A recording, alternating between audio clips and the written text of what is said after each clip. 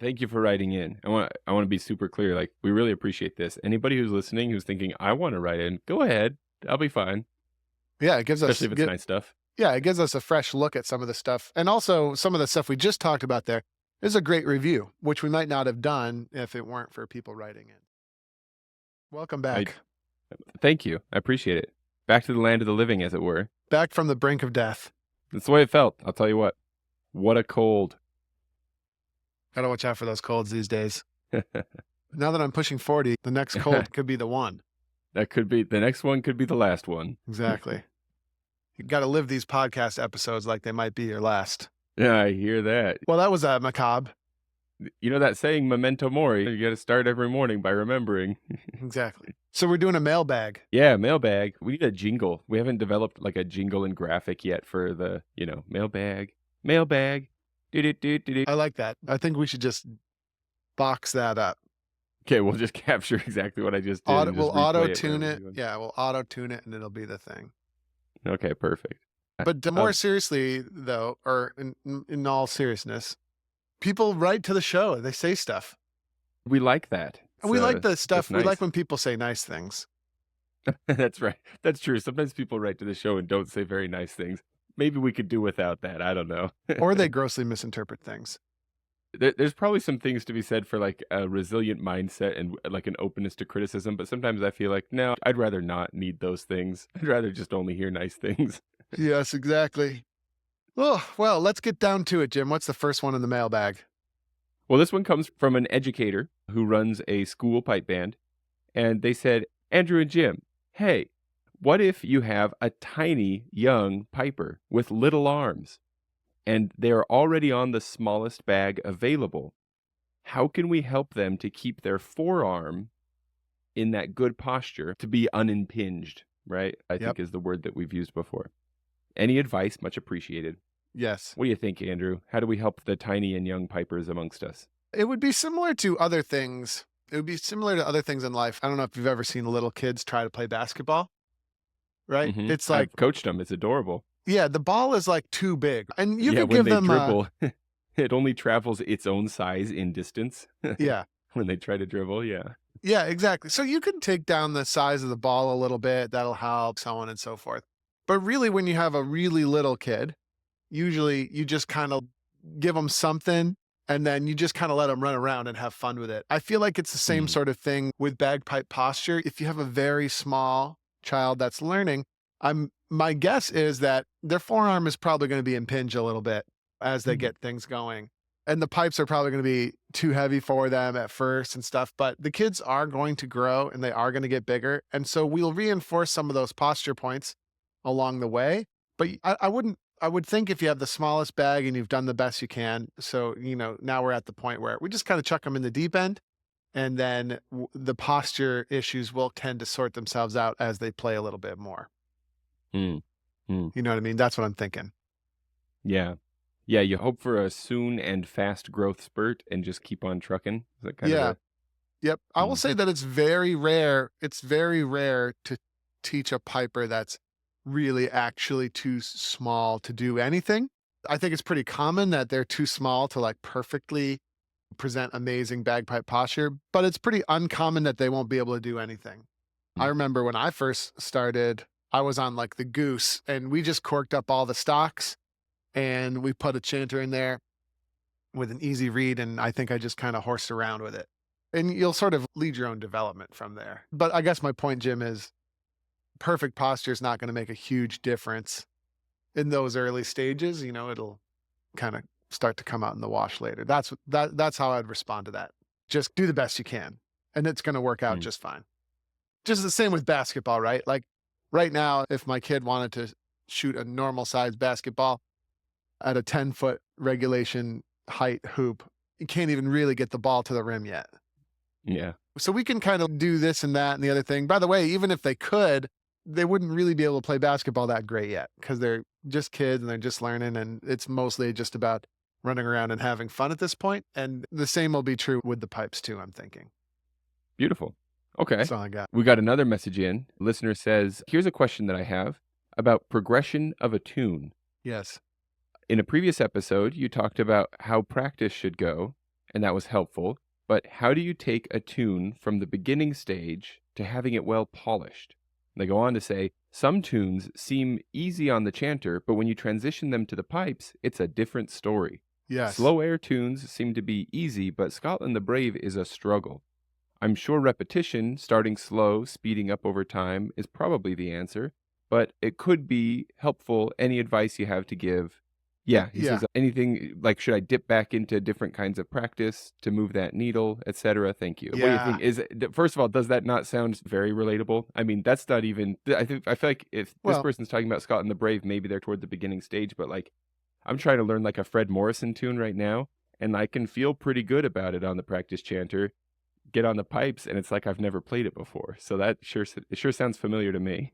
sure. But first of all, I'd like to go back and thank the first person who submitted the question for the mailbag, because that kind of allowed us to get a little bit warmed up, because now this question just puts us right into the deep end. Mm, You know mm. what I mean? This is one of the big questions. It's like, where does existence come from? Could we tackle that one next? Yeah, I mean, not this episode because we're doing a mailbag, but anyway, so this is a big question, okay? And there's a couple of clues in the question itself. For example, the person says that when I play the slow tunes, it's not so bad, and then when I play Scott and the Brave, it's like really hard. So what's the difference Mm. between the slow tunes and Scott and the Brave? Like, Jim, why don't you conjecture for us on behalf of the submitter of the question? I will conjecture by using the tool that I often rely on, which is embarrassing my children in the future if they ever happen to hear this. Okay. Just last night, I was working on a tune with my second son on the piano and pointing out to him that there are parts of this song that have dotted quarter notes and other parts that have a bunch of eighth notes. So there are these parts that go faster, and then there's parts where his hands almost get to rest, and that during those slower parts, slower, it's the same tempo, right? But those parts where his hands are doing something that's not quite as fast, that's when he can think about what's coming up next Hmm. in those more involved parts of the tune. And I suspect that something similar is happening where when you're playing your pipes, you have limited bandwidth as to what you can focus on. There it And is. so with a slower tune, you can think about what's coming next. You can think about your posture, your bag pressure, all these things. You can think about them more. Maybe. But when the tune is going faster, you got to focus on those fingers even more and keeping that rhythm straight, and that might make everything fall apart in a way. Yep, for sure. I'm glad you arrived to the word bandwidth. That's the word I would use for this. Our brain has a certain amount of processing power, right? You just think of it like a computer. I know it's like probably different from computers in certain ways, but you can think of your brain as a computer, right? And then there's only so many programs you can run on a computer, right?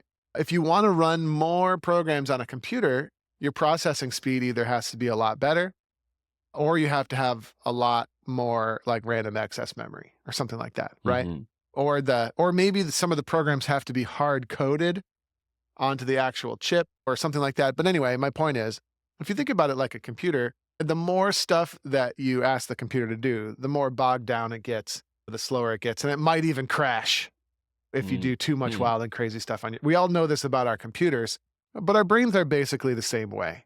So the reason that transferring a tune from your practice chanter to your pipes is so difficult is because we're suddenly taking this first set of programs. And remember, playing a tune is not just one program.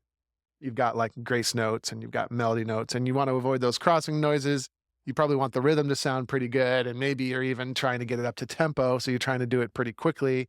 I don't know. Maybe there's expression there that your tutor is trying to work on you with. And don't forget about all the embellishments that maybe you're going to have to play. I mean, so we're already running a bunch of programs. And given your current ability level, let's say, or your current processing speed or whatever, maybe you can get Scott and the Brave sounding pretty okay in that environment. But now we're going to open up a whole bunch more programs at the same time. We've got Mm. blowing, we've got squeezing, we've got trying to make all of that stuff steady, we've got the tuning. I mean, but basically just the operation of the pipes itself is quite tricky and involves a lot of practicing of coordination between basically the blowing and the squeezing and keeping that steady. Hopefully also thinking a little bit about keeping that at the sweet spot, right? So you can see how our program was maybe fairly operational before, but now that we added in a bunch more programs going on our brain computer thing, it's probably overloaded, and you might even crash the system where you Hmm. can't even keep the pipes going. Or maybe you can keep the pipes going, but Scott and the Brave is just a complete hot mess and you can't get through it without a mistake. And that's because the way I look at it is we've overloaded the system with too many variables. Maybe variables isn't the right word. We've overloaded the system by asking it to do too much. All Cool. at the same time. Yeah. And so I think, all right, and the way that we structure the way that we approach things here, I think that what we need to do is we need to break down the art of bagpiping into different components. And slowly but surely over time, we need to hard code these fundamentals, right, into our hardware so that each of these important fundamentals don't take a lot of bandwidth in order to execute. We want, Hmm. for example, we want the production of the rhythm in Scott and the Brave to be autopilot. We don't have to worry about it, Yeah. or we don't have to worry about how to do it so much, right? And then same thing goes with going from note to note. Same thing goes with playing grace notes. Same thing goes with operating the instrument, right? That coordination between blowing and squeezing and getting that to come out smoothly. At first, that's going to take tons of bandwidth. Just like you might remember riding a bike at first took tons of bandwidth and Mm. it didn't always work at first. And then eventually things start to click. And then you might be at the point, if you ride your bike often, where now you can carry on a conversation. Maybe you can even eat an ice cream cone all at the same time while you ride your bike, maybe even in traffic, something like that, right?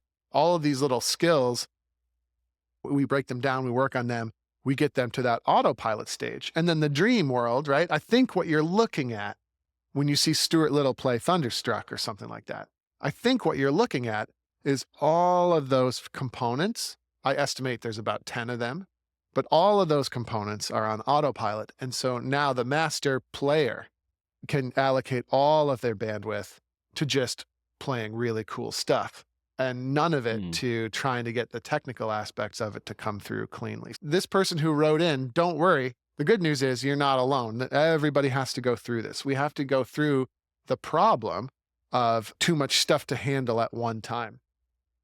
When it comes to transferring Scott and the Brave to the pipes, are there ways that you can simplify this so you're not asking yourself to do quite so much? That would be a question to think about, right? Can we simplify things a little bit to make the process of transitioning our tune to the bagpipes a little bit easier? For example, are we playing Scott and the Brave fully embellished with all of its complexity on the pipes? Is that what this person is doing? Or have they been wise enough to realize, wait, maybe if I played a simplified version of Scott and the Brave on the pipes, that would decrease the bandwidth a little bit and help me bridge the gap? What about the drones? Are we playing all the drones? Are we playing none of the drones? Have we simplified the instrument? Is the instrument maintained well? Are we shooting ourselves in the foot before we begin because our reed is too hard maybe, or the pipes aren't quite holding air, et cetera, et cetera?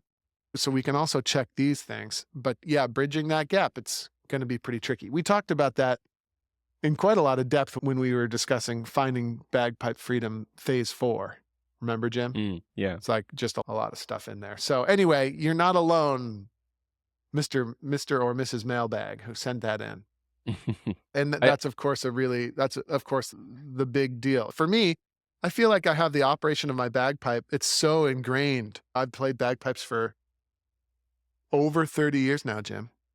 Most of those 30 years at a pretty high level. Within 3 or 4 years, I was playing solos at a pretty high level. So anyway, that's 30 years of operating that instrument more or less on autopilot. So I don't really have to think about blowing it up and keeping it at least fairly steady. I'm always working on perfecting it, but the basics, I don't think about it. So that makes it really easy for me to take a tune and just chuck it up on the pipes because those bagpipe skills are on autopilot. But that doesn't come out of thin air. That you have to learn that.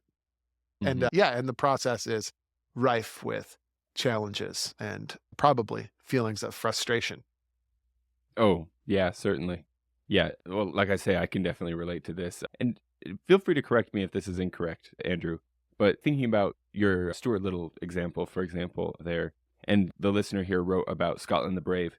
I think it's interesting that to me, what I think of is like, how much can I get my blowing and my bag transition within the arm? A lot of these, basically everything except for finger work. How much can I get that to become like a background task that runs smoothly so that then I can focus on finger work?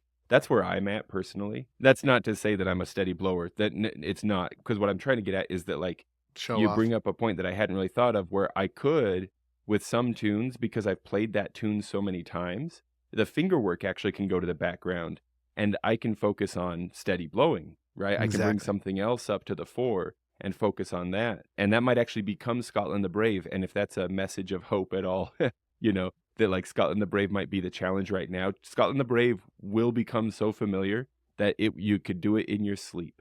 That's And right. then you'll be able to focus on these other aspects while you're playing Scotland the Brave. And won't that be a cool thing to look back on this time right now and go, this used to be really hard for me for these reasons, and now those things are easy for me, and that feels good. That's right. Yep. And that's what practice is all about. And that's what experience is all about. The question, the question touches on some other interesting things too, and talking about how to think about this and how they should structure their practice to achieve these goals. And I would really caution people to not do that. Just keep playing tunes, keep doing your best. Understand that it's not going to be super pretty the first few times, but just keep going with it. Like someone was saying, well, I guess just tons and tons of repetitions on this. And my advice would be, well, just relax. I mean, if you're in the mood to do tons of repetitions because you're fired up and that's interesting to Sometimes you you, need reps, right? yeah, Yeah. if that's what you're in the mood to do that. But Right, if you're yeah. feeling frustrated, I would say, don't do that. Don't turn it into something that you hate, that makes you Mm. really upset. Like these skills will come over time. We just want to keep playing bagpipes and keep enjoying things. And maybe you're just not ready to play Scott and the Brave yet on the full pipes. Man, I can remember there's lots of tunes like that. Cameronian Rant is a perfect tune like that. Mm. I'm about to go off on a tangent, but the Cameronian Rant is a perfect example. In the days where I used to have a heaping pile of crap D throw, I think we've discussed this before on the podcast, the difference between a proper We D don't throw talk and about those improper days. one. But in the days where I used to play a quote unquote heavy D throw, and the reason I do that in quotes is because 9 out of 10 times when someone says they play the heavy D throw, they're actually playing the steaming pile D throw where nothing is actually controlled and it's just a hot mess. And by the way, I can say that because that used to be me for years and years. And it's a long story, but eventually I decided I had to pick a certain specific method of playing the D throw and do it. And I wisely picked the light D throw. It was back in the Oren Moore days where we had to figure out how we were going to get the D throws in the band to sound in unison. So it's like, well, I guess it's going to start with me learning how to actually play Mm. a D throw, something I can do consistently and teach others to do. But anyway, up until that point, Cameron and Rant was going to be a hot mess because there's a billion high speed D throws in there. And no matter what you did, Cameron and Rant wasn't going to sound good. So at that stage, I could have just played Cameron and Rant and done tons and tons of reps. But interestingly, I just probably wasn't ready for that tune yet.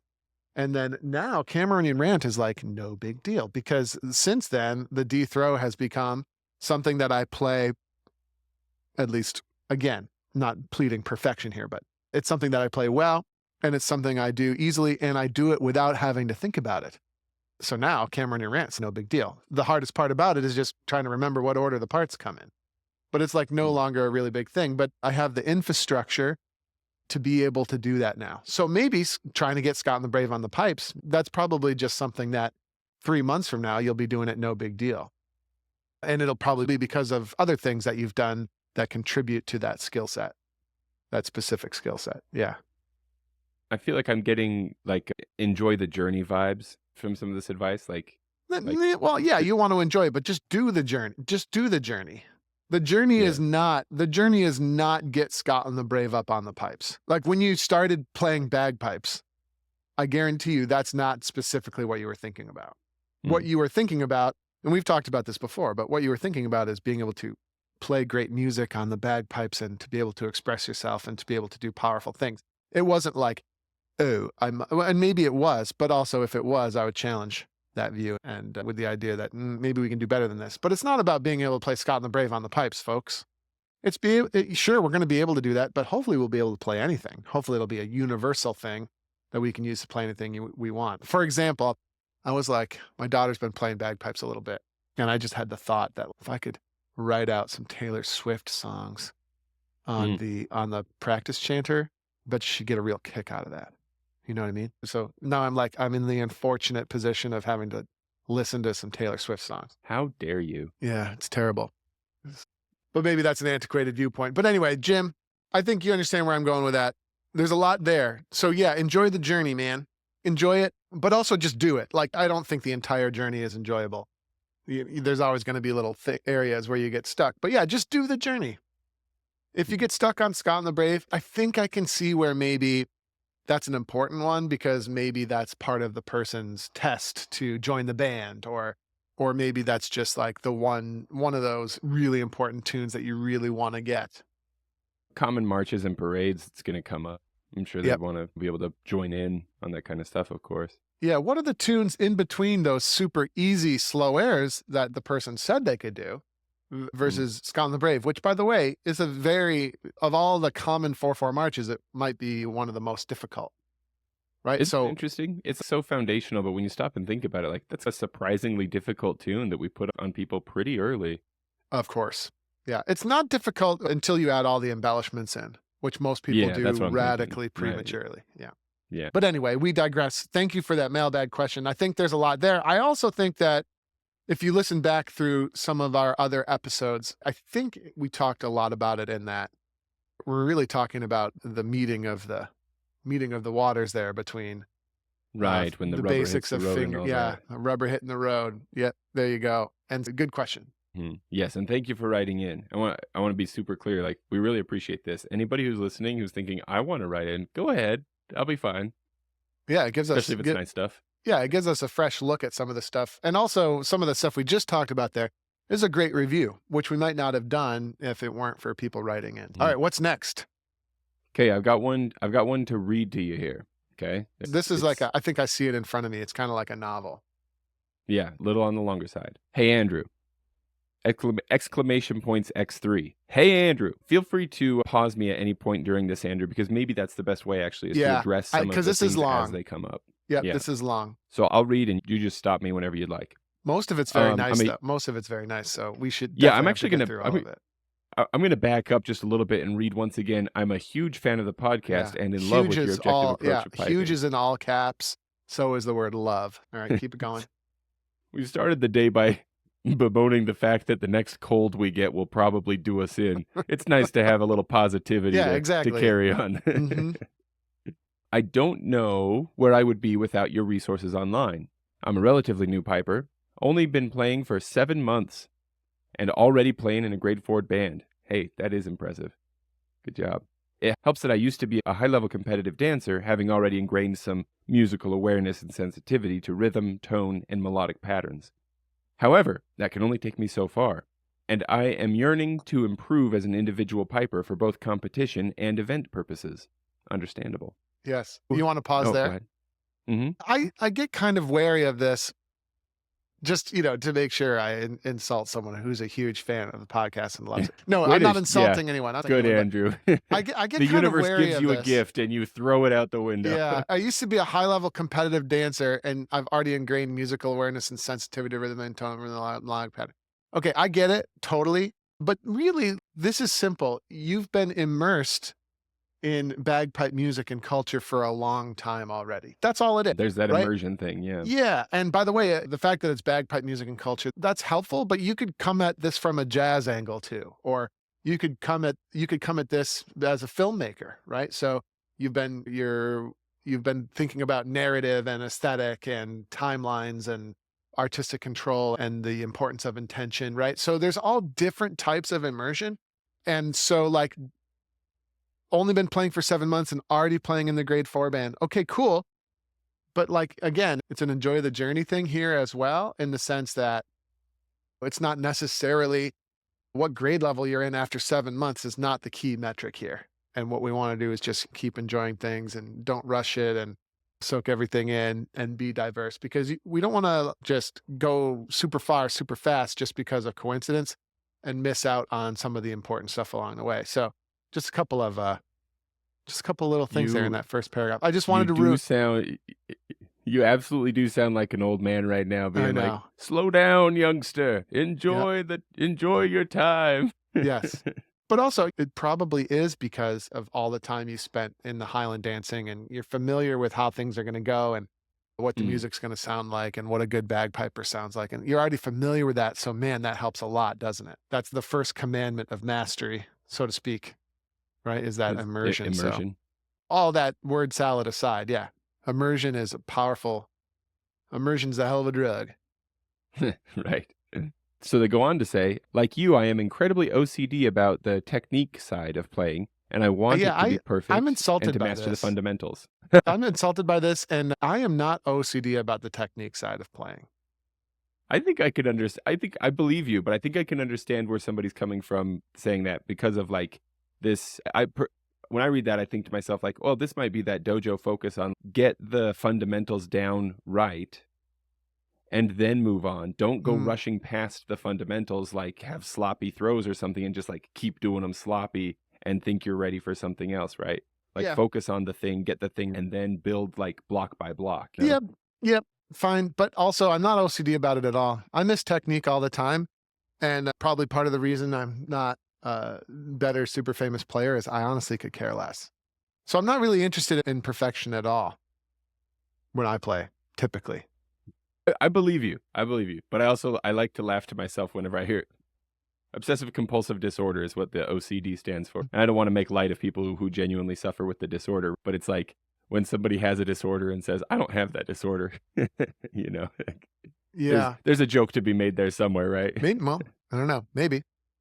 So then they go on to say, this has only just been the case after having a wake-up call from listening to your podcast, in which for maybe 3 months now, I have been tuning in religiously every day. Confirmation that Piper's Dojo is a cult, religiously, she says. Yes. So, there you go. There it is. Here's my dilemma, again. I can only go so far with individual learning and correcting myself. I really need that outsider perspective. In one podcast, I think you said that good piping is like 15% knowledge and 85% practice, or something like that. And I definitely have probably 50-50 listening to your podcast / playing. Which, by the way, usually equates to 2 hours of each day. That's kudos to you for putting out enough stuff that somebody can listen to that much daily. But the practical process I feel to keep up my heaving head of dojo knowledge would be sped up with outsider critique to pick up things that I can't pick up on. I am too new in my piping journey to identify every little note / rhythm discrepancy. But I know that they're there for sure. I definitely know there are bad technique blips lurking in the deep waters of my technique, like the scary jaws. The shark, right? I'm just waiting for it to jump out at me. The thing with moving so fast is that people aren't harsh enough on my playing. I want to be critiqued. I want harsh feedback. I want the attitude of, no matter how well you think I'm doing, I've got heaps to work on. I want to go home every week with a good list of things to work through and perfect. I want to express myself and become my own unique musician, but before that, I need to work on my own critique in my own solo piping. My band is more of a social band, which is okay, but I guess I'd love to maybe step things up more. Piper's Dojo is perfect for that, but there is the biggest issue here. My time zone makes it so hard to attend live classes. New Zealand's a tough one. Yes. And she says it's just that. New Zealand time is pretty much the polar opposite to Eastern Standard Time. I would like to put my money towards Dojo, but I feel like I can't reap all the benefits. Upside down, sad face? Crazy face? Upside down? Yeah, I think that's I've got the text translation of an emoji here, so I'm not sure exactly which emoji is being used there. Cheers to you, old man Jim. Right, yeah. I'd love to attend all the online classes / get feedback / ask questions in the online classes. Also, this is funny, but I still live with my parents. I have to abide by rules of no Wi-Fi after 10:30 p.m. As a parent, I'm like, that's a pretty cool rule. I'm into that. It shuts off. It's reasonable, I suppose. Then it's back on at 5 a.m., so no classes between those hours, obviously. Anyway, if you have made it this far into the email, I am really grateful for your time. Oh, we've made it this far. We've made it this far live on air. Yeah, we've all made it this far. Let's see. I'm honestly such a huge fan. No, that's not what it says. I'm honestly such a huge fan.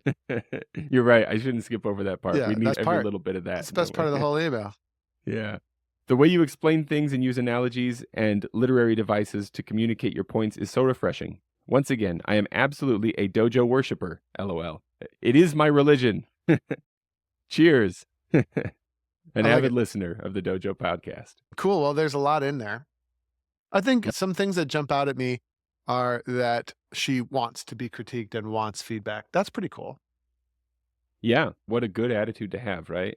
I wondered though, Andrew, do you think maybe, and I'm not necessarily trying to drive you to introspection, but do you think maybe some of your sort of initial kind of feelings of slow down there, whippersnapper, do you think that might be coming from a place of having been this kind of learner yourself and maybe having encountered some of the negative repercussions that can come from like drive, drive, drive? Are you at a point in your life now where you're like, oh, actually step back and maybe don't, I don't know. Is there a balancing act to be done here? And are you feeling I'm like not sure. you're putting up warning signs? I'm not sure I was this type of learner. When I learned, I was like 8. I don't think Very young. I don't think you have too many thoughts one way or the other during those. But I feel like I've seen this a lot. Like I think the risk of burning out is always there, and that would be a shame if we burned out. A couple of things that jump off the page at me here. New Zealand is a great place to play bagpipes. There's so much really good piping in New Zealand. So I'm thinking this person must be able to find a mentor there somewhere who would be happy to help in your own time zone, in person. I would think there must be some really good players there. And you could do that. Mm. You could go outside of your band for that advice. And that doesn't mean you can't play in your band or anything like that. It would just be like you had a private teacher. I think one of the reasons I've been so successful is I had great teachers. My dad was a great player, but then he was also wise enough to make sure that I took lots of lessons with people like Donald Lindsay, and then via Donald, I met a lot of other great players like Jim McGillivray and Jack Lee and Norman and Alistair Gillis and all that stuff. Yeah. Go on. Would you like me to continue the list? Yeah. No, but that kind of stuff really helps. It keeps you Yeah. fired up, keeps you interested, and helps keep all these things in perspective. So if the dojo is not going to work for you, which by the way, that's a shame, but New Zealand really is tough. Some of the Australian time zones were gradually getting a little bit better at trying to overlap stuff with that, but New Zealand's a tricky one. Even further that way, yeah. Yeah, it's crazy. It's like really, I don't know. I mean, we'll figure something out eventually, but yeah, there's lots of really great players in New Zealand.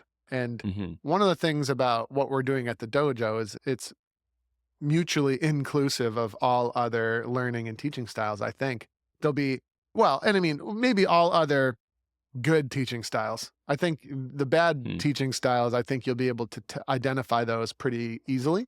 But yeah, find some good players and ask them what they think. And it'll jive with the dojo content that she is religiously consuming. Yep. And I think if that's a difficult thing to do, if it's not easy to get to that person for a lesson every week, I think that's fine. Then you'll practice hard on your own in, let's say, the month between lessons or something like that. And then you'll be able to get more criticism and more feedback. And then you'll really be on your own to figure out things and to make things work, it'll all contribute to being a really good player. So that's what you should do. This person obviously has that kind of drive, which I sure admire. And I remember having that kind of energy. So like on the theme of being an old man, right? And like looking back and talking back, it does occur to me that like, I feel I'm all for it in terms of this person clearly expressing a lot of desire and a lot of fire and drive to like really improve right now. Partly because I look at this whole thing like on the cusp of deep adulthood, living at home, like this is a window that might be really narrow when there is like time for really deeply focusing on piping. Just thinking about my own life and thinking like, that might be a couple years that you got in this kind of situation. And in a couple of years, you might have a lot of complicating factors that get in the way where that desire might be there, but there might be way fewer opportunities to practice, to improve, etc. And so while this iron is so hot, I'm like, yeah, strike, learn. I think New Zealand I ran is out of things probably, to say, sorry. well, yeah, I better help him out here. New Zealand is New Zealand is probably, if you live there, I'm assuming it's feeling a little bit isolating. It's like this island. One might imagine, yeah. I mean, as I'm picturing it, I'm feeling very isolating effects. That is one thing. We're both speaking from like this giant landmass. We're maybe making some assumptions about New Zealand, but it feels that way from over here. It probably feels a little bit that way, yeah. But with all that said, Jim, it's also a great hotbed of piping. So you're actually in a good position here. There's some really good piping and stuff going on there. You just got to figure out how to connect with some of these folks. Yeah. I really appreciate, and maybe this is partly me feeling self-conscious having run bands in the past, but I really appreciate that they do point out that like their band environment is more band focused and they understand that. And that it's maybe a bit of a social band, and that's good. Because I have had the experience, I can think of a few maybe similar students/band members that I've seen that like it's hard because like I understand their drive and what they want, but as one of the leaders of a band that has to think about all the people who are there, these young and enthusiastic people come in to that kind of environment and you want to help them, but you only have so much time in the evening, etc. And so it's not that I feel upset with them for wanting more. It's that I can only do so much. And sometimes they bounce out and go elsewhere. And if they go elsewhere because they can get that precise instruction that they need, that's good. What makes me feel sad or kind of culpable is when they go elsewhere to pursue something else that's not bagpiping because they weren't getting what they needed when they came to my group. I feel some sense of responsibility for that. Yeah. And I don't know. So I appreciate that they are recognizing here that there is band focus, there is a social aspect there, and that's its own thing, and that's good. But what I want is this like individual improvement, and they're going out and looking for ways to find that. That's great. Yep. All that stuff makes a lot of sense. Let's leave it there for today, Jim. Thanks for 3 really good mailbags there. Yeah. Good friends. Write in some more. Hey everybody, Andrew Douglas here from the Piper's Dojo, and I just want to say thanks so much for listening to today's iteration of the podcast. If you enjoyed what you heard here today, it would be super helpful to us and to a lot of bagpipers out there trying to find us. If you could give us a top-notch review on whatever platform you're using to listen to this podcast, particularly Apple, iTunes, and Spotify and things like that, your review would be really, really helpful. So if you have a moment today, definitely go over there and help us out. Other than that, until we meet again on the podcast or somewhere else, thanks again for listening.